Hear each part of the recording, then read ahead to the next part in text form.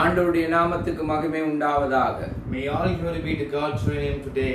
புதிய கிருபை, புதிய நாள், தேவனுடைய கிருபையினால் ஒன்று கூடி இருக்கிறோம். New grace, new day, and a new month, and through grace we have got together. என்னுடைய பிரசங்க தலைப்பானது, the topic of my message today is சகலருக்கான அறிவுரைகள். Advice for every one of you. ஒவ்வொரு தலைமை போதகர், for every one of Christian leaders, அவருடைய குடும்பம், their families, ஊழியக்காரர் அவருடைய குடும்பம், the ministers and their families, விசுவாசிகள் அவருடைய குடும்பம், believers and their family, எல்லாருக்குமான ஒரு அறிவுரைகள். for everyone this is an advice. இது முக்கியமானது. This is important. நாங்கள் ஜெபம் செய்வோம். Now let us pray. தகப்பனே, உம்முடைய வார்த்தையை நாங்கள் விதைக்கிறோம். Dear God, we are sowing the seed. ஆண்டவரே, நீர் உம்முடைய வார்த்தை கூடாக பேசுவீராக. You speak through the word of God. இந்த அறிவுரைக்கமைய வாழ்ந்து உம்மை மகிமைப்படுத்துவார்களாக.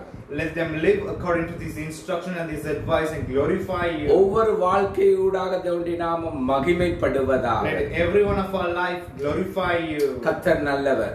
God is good. 1 பேதுரு 5வது அதிகாரம் 5வது வார்த்தையிலிருந்து 7வது வார்த்தை வரை. The book of 1 Peter chapter 5 verse 5 to 7. அது இளைஞருக்கு மாத்திரமல்ல, This is not only to youngsters, எல்லாருக்கும் உரிய வார்த்தை. but also to achieve humility for certain group. எல்லாரும் அணிந்திருக்க வேண்டிய வார்த்தை. Some things that are necessary to clothe by ourselves. கர்த்தர் எங்களுக்கு நல்லவராய் இருக்கிறார். God is good. கவனியுங்கள். Listen carefully. ஆண்டவருடைய எதிர்பார்ப்பு இதுதான். This is the expectation of God's heart. நானும் நீங்களும் மனத்தாழ்மையை அணிந்து கொள்ள வேண்டும். We and you must clothe ourselves with humility. திரும்பவும் சொல்கிறேன், கவனியுங்கள். I'll repeat it again. Listen to this carefully. 1 பேதுரு 5:5.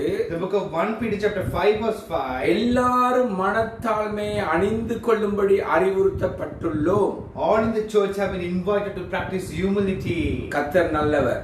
God is good. கவனியுங்கள், அணிந்து கொள்ளுங்கள் என்பதற்கு Listen to this carefully. The word used for wearing in the Bible is, பாவிக்கப்பட்ட பதமானது, the word used for wearing in the Bible is, அடிமை ஒருவன் பணிவிடை செய்வதற்கு முன்பாக அதற்கான ஆடைகளை அணிவதற்கு பாவிக்கப்படும் பதமாகும். has been used for a slave to wear his clothes before serving his master. ஆண்டவர் நல்லவர்.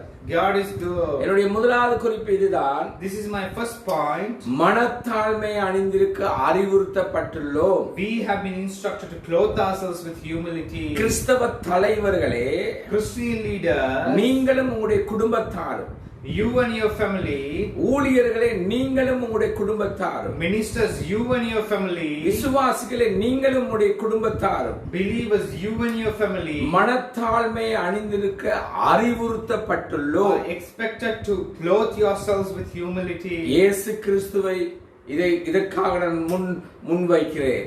I assign Jesus' life before you. கிறிஸ்தவர்களும் இயேசுவின் வாழ்க்கையை பின்பற்ற வேண்டும். Christians are expected to follow Jesus' life. யோவான் 13:4 13 வரை. John chapter 13 verse 4 to 13. ஆனால் 2 வார்த்தைகளை நான் வாசிக்கிறேன். But I'll read the verse 2. யோவான் 13:4 6 வரை. The book of John chapter 4 verse 6. போஜனத்தை விட்டெழுந்து வஸ்திரங்களை கழற்றி வைத்து ஒரு சீலை எடுத்து அறையிலே கட்டிக்கொண்டு பின்பு பாத்திரத்தில் தண்ணீர் வார்த்து சீசருடைய கால்களை கழுவவும் தாம் கட்டிக்கொண்டிருந்த சீலையினால் துடைக்கவும் தொடங்கினார். So he got up from the meal, took off his outer clothing and wrapped a towel around his waist. After that he poured water into a basin and began to wash his disciples' feet, drying them with the towel that wrapped him around him. ஆறாவது வார்த்தை. The verse says, அவர் சீமோன் பேதுருவினிடத்தில் வந்தபோது அவன் அவரை நோக்கி, ஆண்டவரே, நீர் என் கால்களை கழுவலாமா என்றார். He came to Simon Peter, who said to him, Lord, are you going to wash my feet? கிறிஸ்தவ தலைவர்களே, Christian leaders, ஊழியர்களே, மந்தைகளே, ministers in the flock, கிறிஸ்தவ தலைவருடைய குடும்பங்களே, ஊழியருடைய குடும்பங்களே, Christian leaders' families and the believers' families, தாழ்மையின் சேவைக்கு அர்ப்பணித்திருக்க வேண்டும். we need to be committed to the ministry of humility. ஒவ்வொருவர் Each and everyone. கவனியுங்கள், நாம் நம்மை விட மற்றவர்களுக்கும், Listen to this carefully, more than us, but for others. அவருடைய தேவைக்கும் முக்கியத்துவம் கொடுக்கின்றவர்களா இருக்க வேண்டும். We must learn to give importance to others more than us, and their இதுதான் needs more than us. இதுதான் தாழ்மை. This is humility. இதுதான் தாழ்மையின் சேவை. This is humility. இயேசுடைய வாழ்க்கையை கவனித்துக்கொள். You can listen to the life of Jesus Christ. பிலிப்பியர் 2:3-4 வரை. The book of Philippians chapter 2 verse 3 to 4. ஒன்றையும் வாதினாலாவது வீண் பெருமையினாலாவது செய்யாமல் மனத்தாழ்மையினாலே ஒருவரை ஒருவர் தங்களிலும் மேன்மையானவர்களாய் எண்ண கடவர்கள். Do nothing out of selfish ambitions or vain conceit, rather in humility value others above yourselves, not looking to your own interests of the others. அவனவன் தனக்கானவை அல்ல பிறனுக்கானவைகளை நோக்குவானாக. Everyone must not look to your own interests but of the others. நீதிமொழிகள் 3:34. The book of Proverbs chapter 3 verse 34. இகழ்வோரை our இகழுகிறார். He mocks proud mockers, கவனிகள், தாழ்மை உள்ளவர்களுக்கோ கிருபை அளிக்கிறார். but shows favor to the humble and the oppressed. யாக்கோபு 4:6. The book of James chapter 4 verse 6. அவர் அதிகமான கிருபையை அளிக்கிறாரே, But he gives us more grace. ஆதலால் தேவன் பெருமை உள்ளவர்களுக்கு எதிர்த்து நிற்கிறார், தாழ்மை உள்ளவர்களுக்கோ கிருபை அளிக்கிறார் என்று சொல்லி இருக்கிறது. That is why scripture says God opposes the proud but shows favor to the humble. தாழ்மை உள்ளவர்கள் மேல் தேவன் பிரியப்படுகிறார். God loves those who are humble. அவர்கள் தேவனை They மகிமைப்படுத்துகிறார்கள். are glorifying God. நாம் தாழ்மை உள்ளவர்களாக இருக்கும் போது நம் அனுதின வாழ்விற்கு தேவையான கிருபையை தேவன் தருகின்றார். When we are humble, God will give us enough grace for our everyday life. கவனியுங்கள், Listen to this carefully. தாழ்மையின் சேவைக்கு அர்ப்பணிப்போம். Let us commit ourselves for the life of humility. அதே அணிந்திருப்போம். Let us clothe that. இயேசுடைய வாழ்க்கையை கவனிப்போம். Listen to the Christ of listen to the life of Jesus இவைகளை Christ. இன்றைக்கு கிறிஸ்தவ தலைவர்கள், அவருடைய குடும்பம், ஊழியர் குடும்பங்கள், மந்தைகளுடைய குடும்பங்கள் மறந்து விட்டது. These things that have been done by Jesus Christ in his life have been forgotten by certain Christian leaders, ministers and believers. எல்லாருடைய வாயின் வார்த்தையிலே தான் இருக்கிறது. Everything has been put into insight through the mouth of everyone's word. வாயின் வார்த்தையோடு முடிவடைந்து விட்டது. Everything is finishing through the word. வாழ்க்கையிலே காணப்படவில்லை. There is nothing in life. உணர்ந்து மனம் திரும்புங்கள். Let's self-examine ourselves. இரண்டாவது குறிப்பு, As my second point, கவலை எல்லாம் அவர் மீது வைக்கும்படி அறிவுறுத்தப்பட்டுள்ளோம். we have been asked to cast all our anxiety onto him. 1 பேதுரு 5:7. The book of 1 Peter chapter 5 verse 7. அவர் உங்களை விசாரிக்கிறவரானபடியால் உங்கள் கவலைகள் எல்லாம் அவர் மேல் வைத்து விடுங்கள். Cast all your anxiety on him because he cares for you. தேவன் நம்மை விசாரிக்கின்றார். God cares for us. நாம் எதை குறித்தும் கவலைப்படக்கூடாது. We must never ever worry about anything in our life. மத்தேயு 6:25 34 வரை நீங்கள் வாசித்து பாருங்கள். You can read the book of Matthew chapter 6 verse 25 to 34. இந்த கோவிட் நாட்களிலும் During this COVID-19 days, தேவன் ஒரு நாளும் எங்களை பட்டினியாய் விடவில்லை. God has never ever left us to go hungry. நாளுக்கு நாள் தேவனுடைய கிருபை புதிதாய் இருந்தது. Day by day his grace is new for us. நாங்கள் விசேஷித்தவர்கள். We are special. கவனியுங்கள், ஆகியால் எண்ணத்தை உண்போம், எண்ணத்தை குடிப்போம் என்று உங்கள் ஜீவனுக்காகவும், எண்ணத்தை உடுப்போம் என்று உங்கள் சரீரங்களுக்காக கவலைப்படாதிருங்கள் என்று உங்களுக்கு சொல்லுகிறேன். ஆகாரத்தை பார்க்கிலும் ஜீவனும் உடைய பார்க்கிலும் சரீரமும் விசேஷித்தவைகள் அல்லவா? Therefore I say to you, do not worry about your life, what you will eat or what you will drink, nor about your body what you will put on. Is not life more than food and the body more than clothing? ஆகாயத்து பட்சிகளை கவனித்து பாருங்கள், அவைகள் விதைக்கிறதும் இல்லை, அறுக்கிறதும் இல்லை, களஞ்சியங்களில் சேர்த்து வைக்கிறதும் இல்லை, அவைகளையும் உங்கள் பரமபிதா பிழைப்பூட்டுகிறார். அவைகளை பார்க்கிலும் நீங்கள் விசேஷித்தவர்கள் அல்லவா? Look at the birds of the air, for they neither sow nor reap nor gather into barns, yet your heavenly Father feeds them. எல்லாவற்றையும் தேவனிடத்திலே ஒப்படைக்க வேண்டும். Everything has to be given unto God. எல்லாவற்றையும் தேவனிடத்திலே ஒப்படைத்திருக்கிறோமா? Are we committing everything to our Heavenly Father? சங்கீதம் 37 25 26 சொல்லுகிறது. The book of Psalm 37 verse 25 to 26 says, அப்பத்துக்கு இறங்கி திரிய விட மாட்டார். He will never ever let us to beg for our food. நான் இளைஞனாயிருந்தேன், முதிர் வயதுமுள்ளவனுமானேன், ஆனாலும் நீதிமான் கைவிடப்பட்டதையும் அவன் சந்ததி அப்பத்துக்கு இறந்து திரியதை நான் காணவில்லை. அவன் நித்தமும் இறங்கி கடன் கொடுக்கிறான், அவன் சந்ததி ஆசீர்வதிக்கப்படும். I was young and now I am old, yet I have never seen the righteous forsaken of their children begging bread. They are always generous and led freely. Their children will be a blessing. சங்கீதம் 34:10. The book of Psalm 34 verse 10. பட்டினியாய் விடமாட்டார், குறைபடவும் விடமாட்டார். He will not allow us to go hungry. He will not allow us to lack anything. உங்களுக்கும் எனக்கும் தெரிந்த நன்மையான ஒரு வார்த்தை. A good verse that we சிங்கக்குட்டிகள் தாழ்ச்சியடைந்து பட்டினியாயிருக்கும் கர்த்தரை தேடுவதற்கு ஒரு நன்மையும் குறைபடாது. The lions may grow weak and hungry, but those who seek the Lord lack no good thing. பஞ்ச காலத்தில் போஷித்து உயிரோடு காப்பார். He will provide us even during the times of famine. சங்கீதம் 33:18-19. The book of Psalm 33 verse 18 to 19. நாங்களும் இப்படிப்பட்ட பஞ்சத்துக்கூடாக போகவில்லை. We have never ever gone through the times of famine. இருந்தாலும் பஞ்சம்தான் பாடுகிறோம். Even if it is that we do not go through the times of famine, we sing the same old song. எல்லாவற்றையும் நடித்து விடுகிறோம். We act everything. கவனியுங்கள்.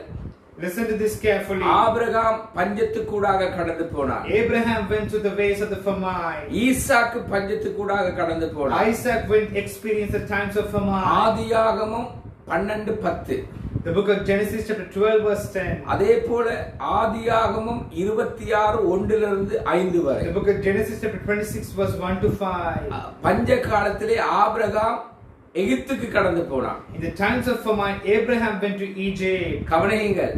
Listen to this carefully. தேவன் அவனை விட்டு கடந்து போகவில்லை.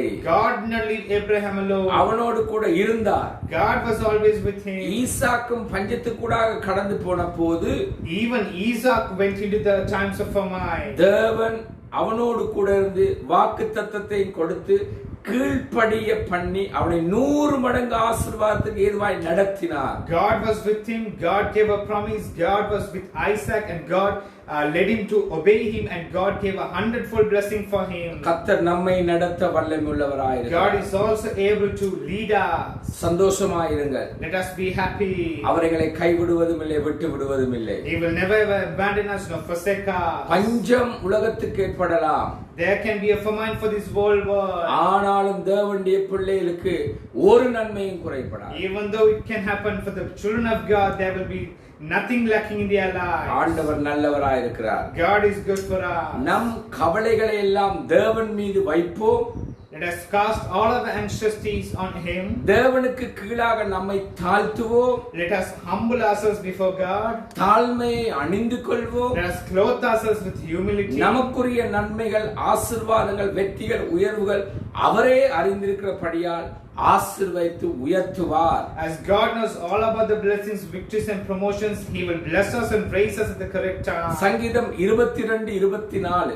The book of Psalm 22 verse 24. உபத்திரவப்பட்டவனுடைய உபத்திரவத்தை அவர் அற்பமா எண்ணாமலும் அருவருக்காமலும் தம்முடைய முகத்தை அவனுக்கு மறைக்காமலும் இருந்து தம்மை நோக்கி அவன் கூப்பிடுகையில் அவனை கேட்டருளினார். For he has not ignored or belittled the suffering of the needy. He has not turned his back on them, but has listened to their cries for help. அவர் உபத்திரவப்பட்ட உனக்கு அவருடைய முகத்தை மறைக்க மாட்டார். The face that has faced a lot of sufferings, you who has the face will never ever be belittled or ignored by him. மத்தேயு 10:29-31 வரை. The book of Matthew chapter 10 verse 29 to 31. நானும் நீங்களும் விசேஷித்தவர்கள். Me and you are worth. மத்தேயு 10:29. The book of Matthew chapter 10 verse 29. ஒரு காசுக்கு 2 அடைக்கலான் குருவிகளை விற்கிறார்கள் அல்லவா? ஆயினும் உங்கள் பிதாவின் சித்தம் இல்லாமல் அவைகளில் ஒன்றாகிலும் தரையிலே விழாது. On 2 sparrows sold for a penny, yet not one of them will fall to the ground outside your father's care. உங்கள் தலையில் உள்ள மயிரெல்லாம் எண்ணப்பட்டிருக்கிறது. And even the very hairs of your head are all numbered. ஆதலால் பயப்படாதிருங்கள், அநேகம் அடைக்கலான் குருவிகளை பார்க்கிலும் நீங்கள் விசேஷித்தவர்களாய் இருக்கிறீர்கள். So don't be afraid, you are worth more than many sparrows. சபையின் தலைவர்களே, ஊழியர்களே, மந்தைகளே, நீங்கள் நானும் விசேஷித்தவர்கள். Church leaders, ministers and believers, we are worth more than many sparrows. தேவன் நடத்துவார். God will lead us. அவருடைய அறிவுறுத்தலின்படி நடப்போம். According to his instruction and his advice, let us follow his rules. அழைத்தவர் உண்மை உள்ளவர். The one who has called us is faithful. நாங்கள் கண்களை மூடுவோம். Now let us close our தகப்பனே, eyes. உம்முடைய வார்த்தைகளை நாங்கள் விதைத்திருக்கிறோம். Heavenly Father, we have sowed your seed. இவைகளை புரிந்து கொண்டு தாழ்மையை அணிந்து கவலையை உண்மையில் வைத்து நல்லதொரு ஓட்டத்தை ஓடி ஆசீர்வதிக்கப்பட கிருபை செய்வீராக. Let everyone understand the concepts and the seed, and let everyone humble themselves with humility, and let them glorify you and run a race with all the promotions and the blessings needed by இந்த தேசத்திலும் even in this country, Asia ஐரோப்பிய கண்டங்களிலும் even in all the Europeans and the Asian continent, இந்த அறிவுறுத்தலை கேட்டு கீழ்ப்படிந்து நடக்கட்டும். God, let every one of them listen to this advice, and let everyone obey and follow. கர்த்தர் தாமே உங்களை ஆசீர்வதிப்பார். May God bless you. இயேசுவின் நாமத்தினாலே. In the name of my Lord Jesus Christ. Amen, amen, amen. Amen, amen, amen. தேவனுடைய முகப்பிரகாசமும் இயேசு கிறிஸ்துவின் கிருபையும் ஆவியானுடைய வழிநடத்தலும் இன்றும் என்றும் எப்பொழுதும் வலுவாதபடி தங்குவதாக.